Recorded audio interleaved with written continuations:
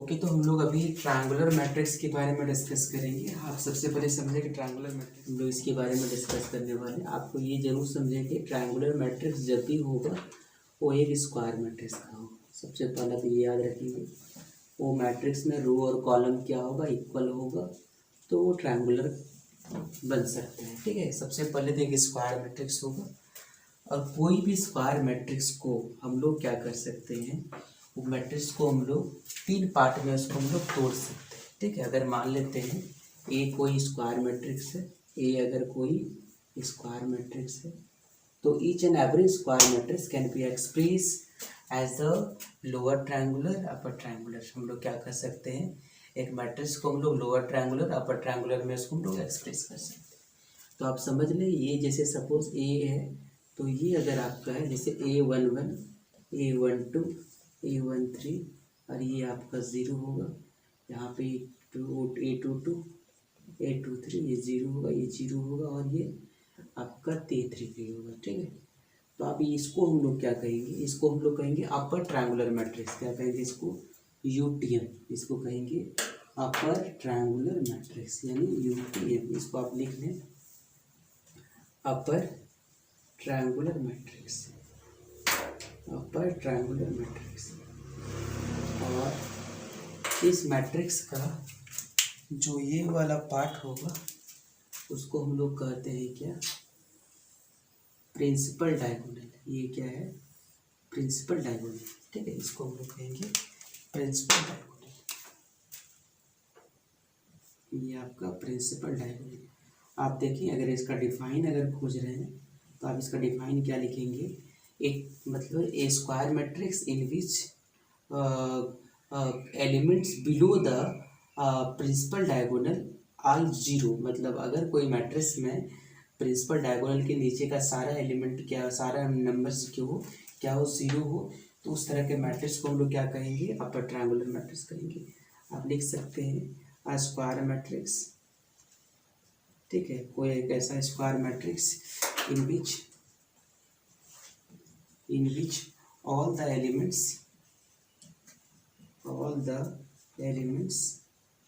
below principal diagonal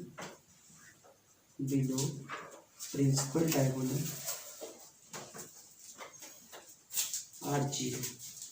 तो उसको हम लोग क्या कहेंगे, is called upper triangular matrix, is called upper triangular matrix. यानी इसको हम लोग कहेंगे क्या, ये क्या है, UT, ये अपर ट्रायंगुलर मैट्रिक्स है। अगर हम लोग लोअर ट्रायंगुलर की बात बोले तो आप समझ लें लोअर ट्रायंगुलर मैट्रिक्स क्या होगा। लोअर ट्रायंगुलर मैट्रिक्स में आपका ट्रायंगुलर मैट्रिक्स होगा, ये भी आपका स्क्वायर मैट्रिक्स होगा, लेकिन इसका जो डायगोनल, जो प्रिंसिपल डायगोनल का जो नंबर होगा तो अबव में क्या होगा, ज़ीरो होगा। ठीक है, ये होगा आपका। ये लोअर ट्रायंगुलर मैट्रिक्स में क्या होगा, आप देखिए जैसे A इक्वल्स टू, ये आपका A11, ये ज़ीरो, ये ज़ीरो, ये आपका A21, ये A22, ये ज़ीरो, और ये होगा आपका A31, A32 और ये आपका A3। ये आपका मैट्रिसेस हुआ। आप देखें इसका वो इसमें जो है अबव जो है, जो प्रिंसिपल डायगोनल का अबव एलिमेंट क्या है, वो आपका ज़ीरो, जिसको हम लोग क्या कहेंगे, लोअर ट्रायंगुलर मैट्रिक्स। तो आप समझ लेंगे इसको a square matrix, a square matrix. अगर कोई स्क्वायर मैट्रिक्स है in which all the elements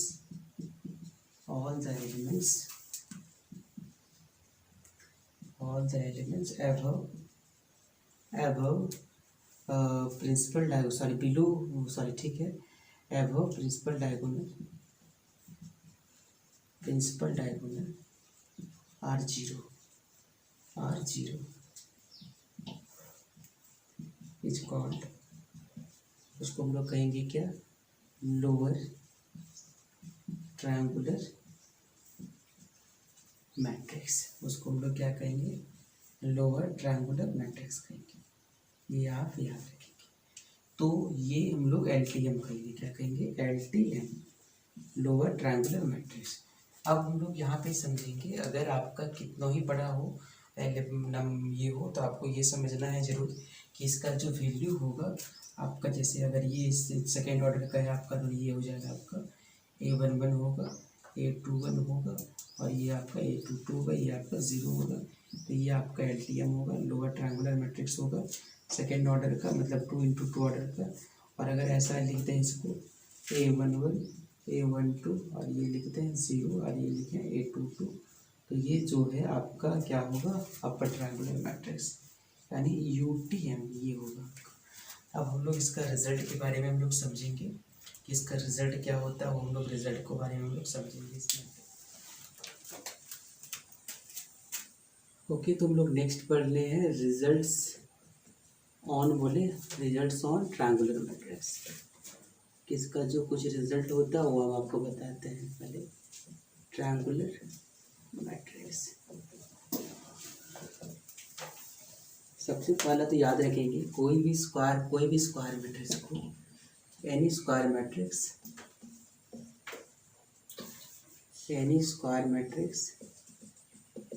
can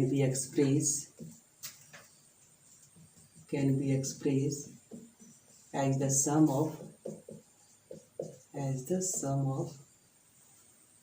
of UTM, LTM and diagonal matrix and DM।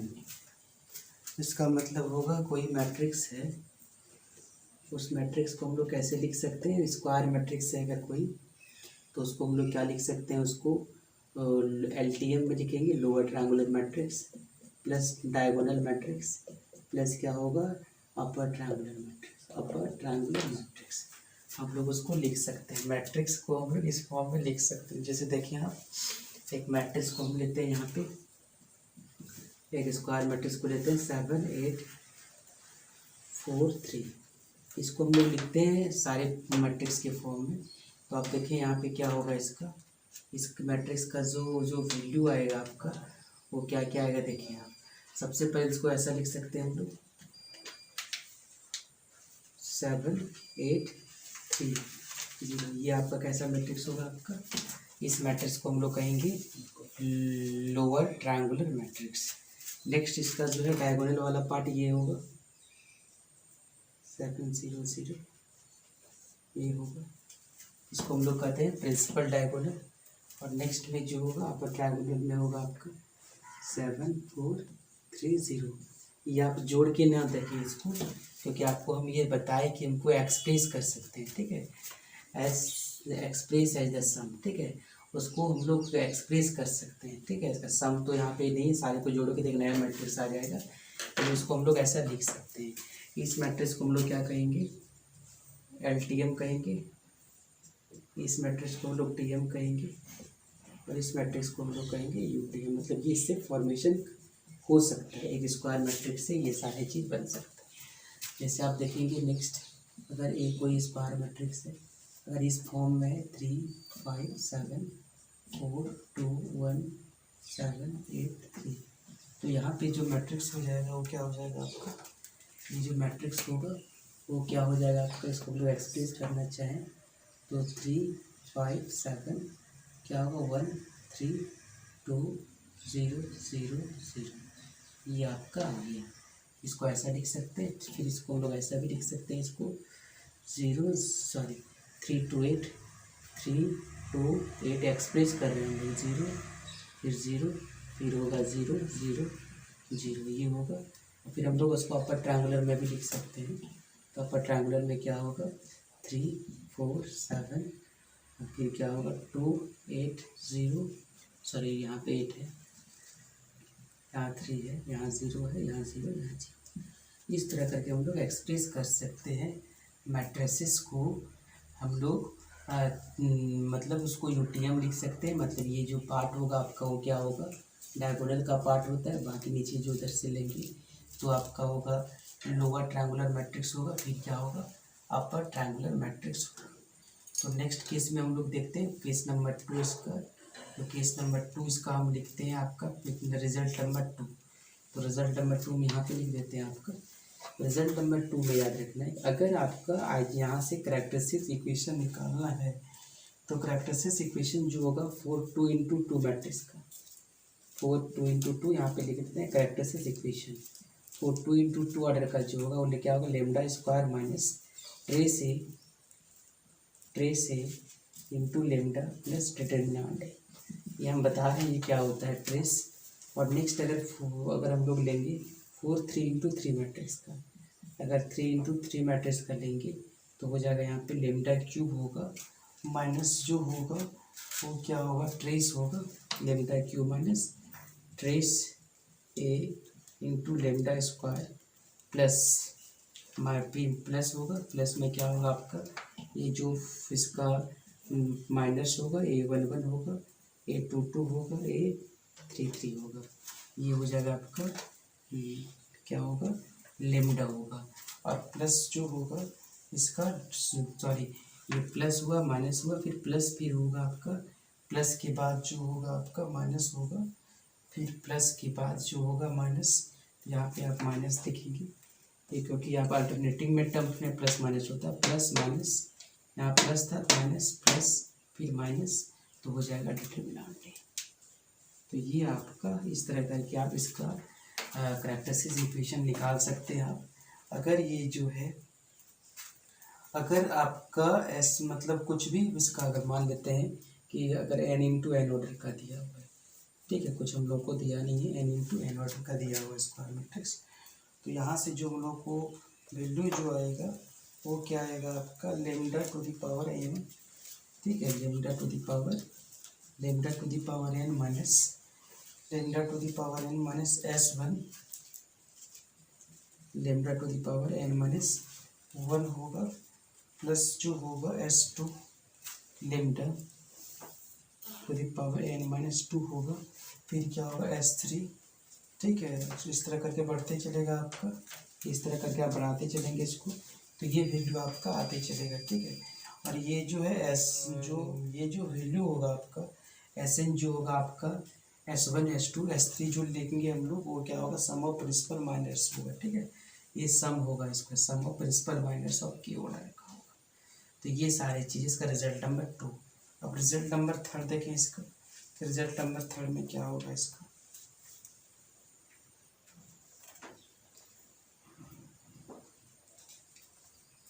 अब रिजल्ट नंबर 3 देखें। रिजल्ट नंबर 3 जो होगा इसका वो हम लोग ट्रेस लेते हैं। ट्रेस क्या होगा इसका, तो ट्रेस में याद रखना है यहाँ से ट्रेस यहाँ पे आराम से निकाल सकते हैं डेटा इसका मैट्रिक्स का आप एलिमेंट्री ट्रांसफॉर्मेशन करेंगे और उस मैट्रिक्स को आप किस में चेंज कर देंगे आप वो आपको लोअर ट्रायंगुलर या अपर ट्रायंगुलर में चेंज कर देंगे, ठीक है। तो उसको हम लोग उसके बाद हम लोग ये सारा फॉर्मूला को अप्लाई करेंगे। तो यहाँ पे देखिए आप रिजल्ट नंबर 3 में लिखना है मतलब एडजॉइंट जो होगा इसका एडजॉइंट ऑफ मतलब LTM या UTM आप किसी को लें तो ये क्या होगा product of principal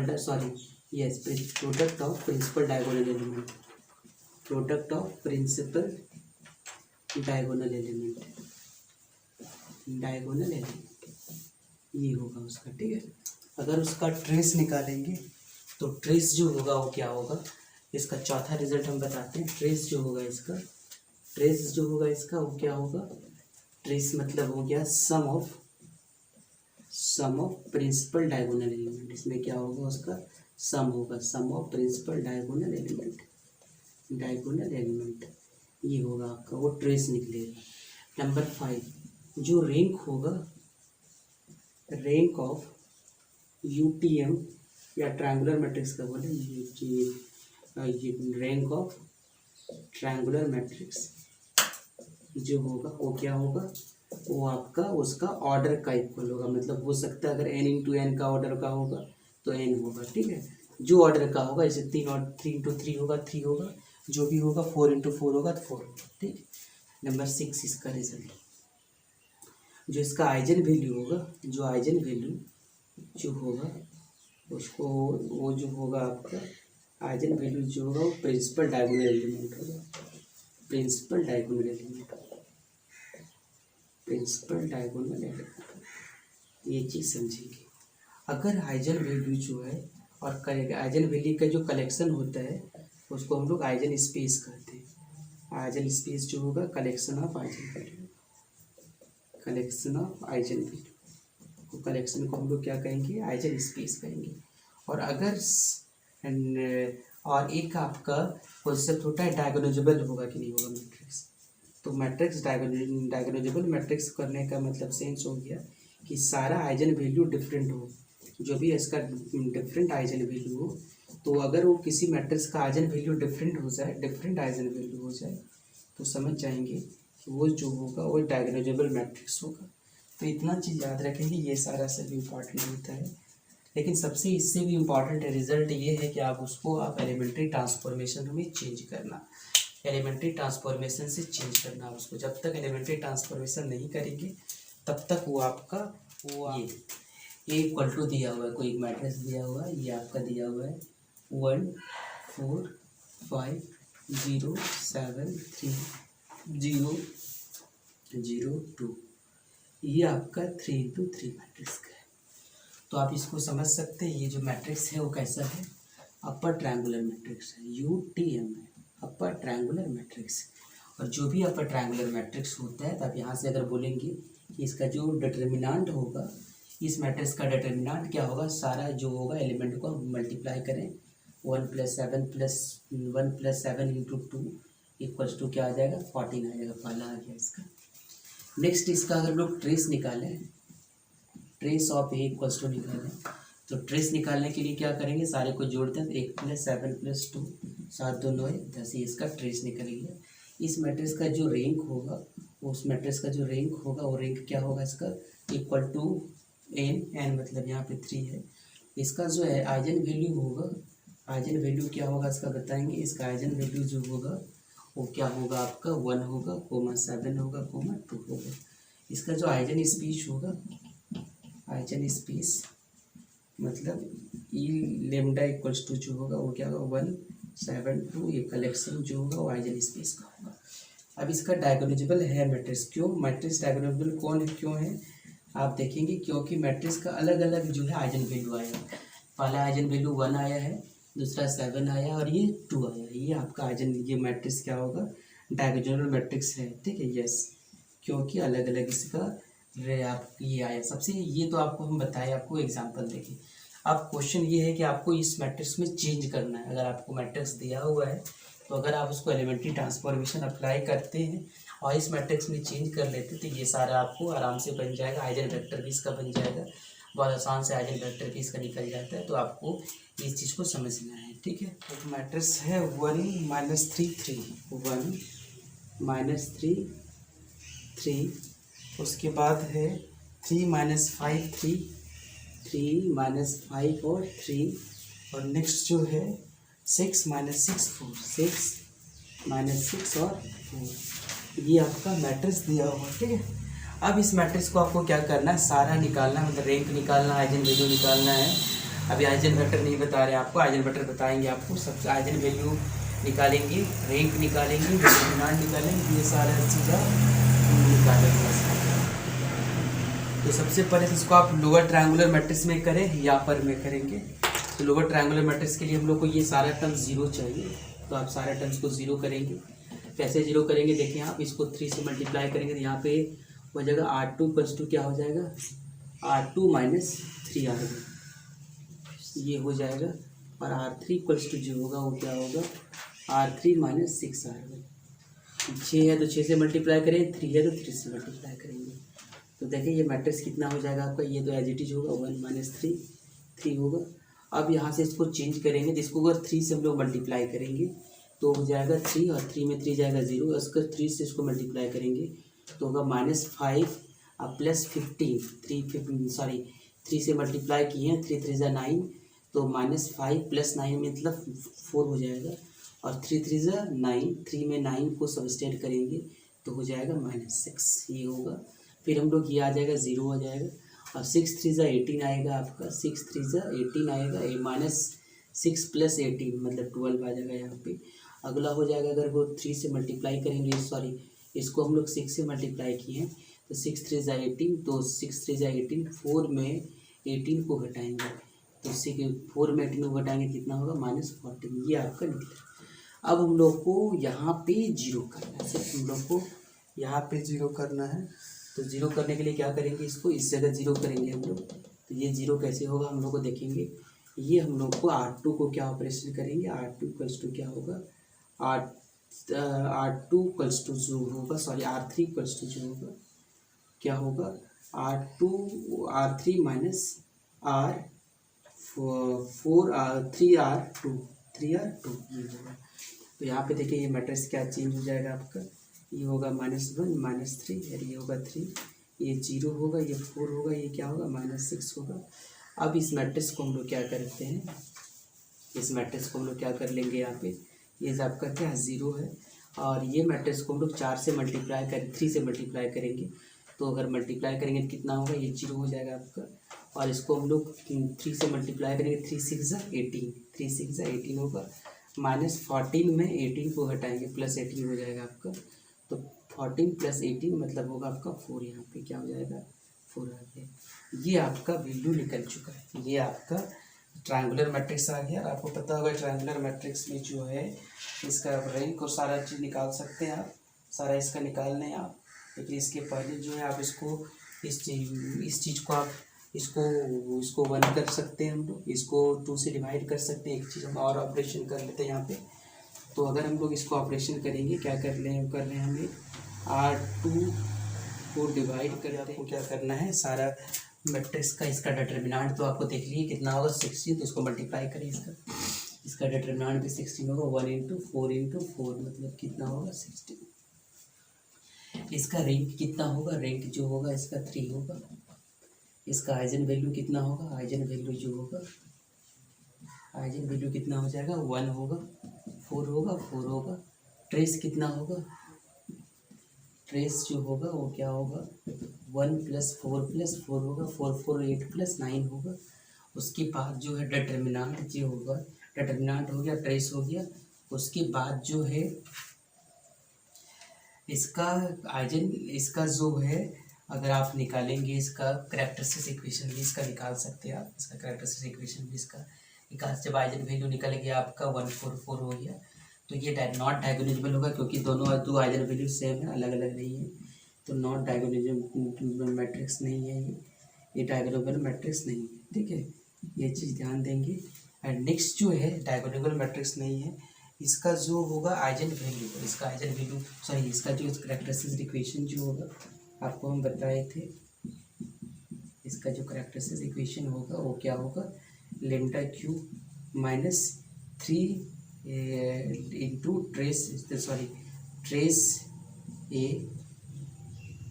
into lambda का स्क्वायर और प्लस होगा A11 plus A12 plus A22 plus A33 और ये आ जाएगा आपका लेमडा, ये माइनस प्लस फिर होगा माइनस में आएगा क्या डिटर्मिनेंट ऑफ A, 1 मिनट, हाँ सही है, प्लस माइनस, ठीक है। सारे का वैल्यू पुट करेंगे आप, λ³ ये होगा आपका। ट्रेस का वैल्यू देखिए कितना है, ट्रेस का वैल्यू 9 λ² है। और A11 का वैल्यू क्या होगा आप सब पता होगा, A11 में ये आता है आपका, A11 में आपका जो है ये वाला आएगा, तो ये और ये ख़त्म होगा, 4 4 = 16 होगा यहाँ पे, तो ये आपका 16 होगा। और A22 का जो वैल्यू होगा ये आएगा आपका, ये और ये आपका ये A22 में ये आएगा आपका, ये और ये कम्प्लीटली कैंसिल होगा, तो ये 4 होगा। और A33 में आपका ये कैंसिल हो जाएगा, तो ये आपका 4 होगा, ये भी 4 होगा। और ये लेमडा में डिटर्मिनेंट का वैल्यू कितना निकाला है देखें 16। अब इसको सॉल्व कर लें आप, तो ये आपका जो होगा λ³ -9 λ² प्लस 16 4 20 4 34 λ -16, ये आपका एक केली-हैमिल्टन थ्योरम ये बोलता है क्या, ये स्टेटमेंट्स ये है कि every square matrix satisfied its characteristic equation जितने भी मैट्रिक्स होगा वो सारा जो होगा वो क्या होगा, सेटिस्फाई करेगा क्या, केली में से जो भी स्क्वायर मैट्रिक्स होगा वो जो है सेटिस्फाई करेगा आपका किस चीज़ को, कैरेक्टरिस्टिक इक्वेशन का। तो आप यहाँ पे देखेंगे कैरेक्टरिस्टिक इक्वेशन ये है, तो ये चीज़ सेटिस्फाई होना चाहिए। मतलब ये आपको जो करेक्ट, अभी हम इस मैट्रिक्स का देखें, ए मैट्रिक्स है, इसमें क्या है आपका 1 -3 3 3 -5 3 6 -6 4 ये दिया हुआ है। और इस मैट्रिक्स का जो कैरेक्टरिस्टिक इक्वेशन कितना है, ये है, मतलब ये इक्वल टू 0 है, ठीक है। अब ये चीज़ सेटिस्फाई करेगा, इसका मतलब आपको देखेंगे ये आपका कैरेक्टरिस्टिक इक्वेशन है, मतलब लेमडा क्यू माइनस क्या है 9 lambda square plus 24 lambda minus 6 equals to 0 है। इसका मतलब आप क्या करें, लेमडा की जगह में ए क्यू घटाएंगे, क्या होगा A cube minus 9a square plus क्या होगा 24a minus 16 identity matrix equal to 0। इसको आप कैलकुलेशन करें, ये आपका 0 होगा। मतलब आप ए क्यू निकालेंगे, ए क्यू का मतलब आपको ए को 3 बार मल्टीप्लाई करेंगे, फिर आप क्या करेंगे ए स्क्वायर निकालेंगे, ए इंटू ए करेंगे, अब फिर आप ए लिखेंगे, ए का मतलब जो है, और उसके बाद आइडेंटिटी मैट्रिक्स यहाँ पे जो होगा क्या होगा आपका 1 0 0 0 1 0 और क्या होगा 0 0 1, और पूरे को आप ऐड करेंगे। कैलकुलेशन करने के बाद जो है, पूरा कैलकुलेशन करने के बाद जो होगा आपका वो 0 हो जाएगा। आप इसको देखेंगे इसको